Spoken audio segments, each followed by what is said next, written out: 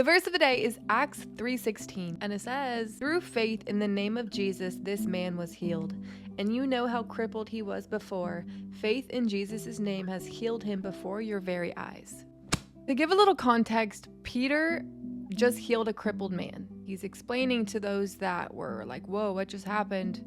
What happened?" It was because of his faith that he was made well. Through faith, this man was made well because of Jesus. And it really just reminds me, there are a few stories in the Bible where Jesus says, "Your faith has made you well," where he's done miracles and he's responded after the miracle saying, "Your faith has made you well." And I believe these stories are so intentional because faith is the main ingredient. How do you start your relationship with Jesus? Faith. You're beginning your journey of putting your trust in someone that you cannot see, and that requires faith. How do you start a new company? How do you begin walking towards a dream with an end goal in mind? Faith. You have to take one step at a time. In order to create a successful business, you have to do the baby step, taking a step of faith that you believe in the end goal in order for it to ever get to the end goal. If you want to lose weight and eat healthy with an end goal in mind, you have to have faith that you can get there. Because the only way that you'll start is if you believe you can get there, is if you believe that you can do it. Now you might be like, "Well, what happens if my faith is very tiny and I'm doubting my faith?" That's okay. That doesn't mean you don't have faith. That means you're just lacking the fullness of faith. That means that you have area to grow in your faith. And in the Bible, God says the faith of a mustard seed is enough to grow.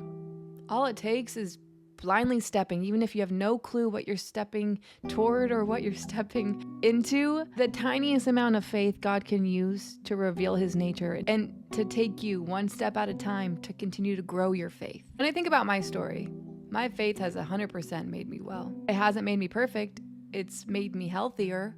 It's helped me get more and more healthy as the years go by. When I think about my life before Jesus, I was so unhealthy. Physically, mentally, spiritually, in every category. And because I had the tiniest ounce of, "Lord, I'm going to give you a try," that's having faith of a mustard seed. That's faith. Even though it's as low as it gets, it doesn't matter. It's still faith. And because I gave God a tiny opening door, he started to move. That's all he needed, is a little tiny crack for him to move in. From that moment forward, my faith made me well. Physically, mentally, spiritually, I became healthy. I started to become healthy in my mindset, in how I saw myself, in how I saw every relationship, in how I saw my purpose, my worth, my confidence, in how I spoke, in how I loved people. My faith literally has made me well over and over and over again. And that's not to say that you need to have strong faith every day, because you don't. You just need to hold on to what you have. You just need to hold on to it, even if it's tiny.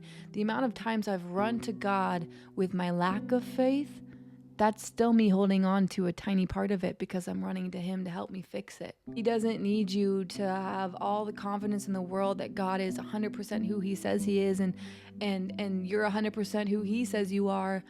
It's through those moments of doubt and disappointment and lacking faith that you see the goodness of God that much more. But it's all dependent on how you cope with the doubt, because the devil wants you to run away from God with the doubt, to turn your back on God with your unbelief, to turn your back on God when your faith hasn't made you well like you thought it would, and surrendering your expectations of how it's supposed to make you well, and trusting the timeline that God has you on, and instead going to God with your unbelief, going to God with your lack of faith, with your tiny mustard seed of faith, and being like, "Lord, I'm hardly holding on. Can you help me? Renew my perspective. Get rid of all lies. Help me to see how good you are. Help me to take little steps of faith so that you can continue to grow my faith, and then I can continue to learn how good you are. Help me to be healed in every way that I need by faith." The reason why putting our faith in Jesus heals us is because we live in a fallen world full of sin. Sin entered the world in the beginning of time, which then took us down a road of needing healing. We didn't need healing before sin entered the world. We were created as we were supposed to function. But when sin entered the world, we now have a means to need healing because sin damages us.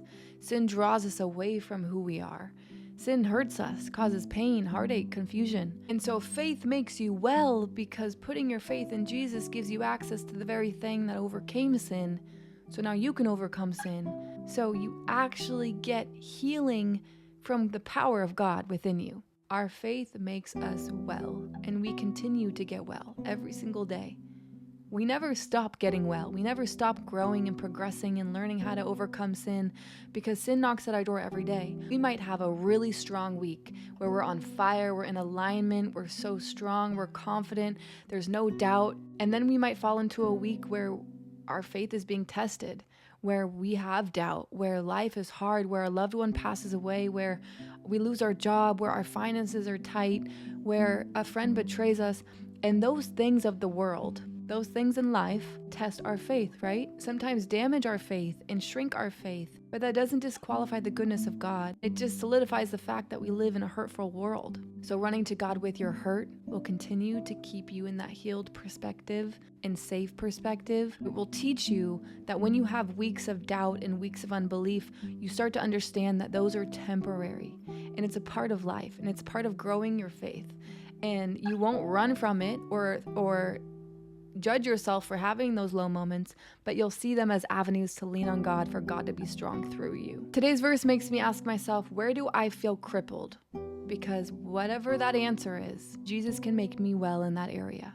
If I lean on him and I keep running to him, even if my faith is tiny, he can flip that upside down and make me well and help teach me what it looks like to have freedom and to be able to walk in that area and talk in that area and stand tall in that area and own my identity in that area, because through faith, we have healing in Jesus. Okay?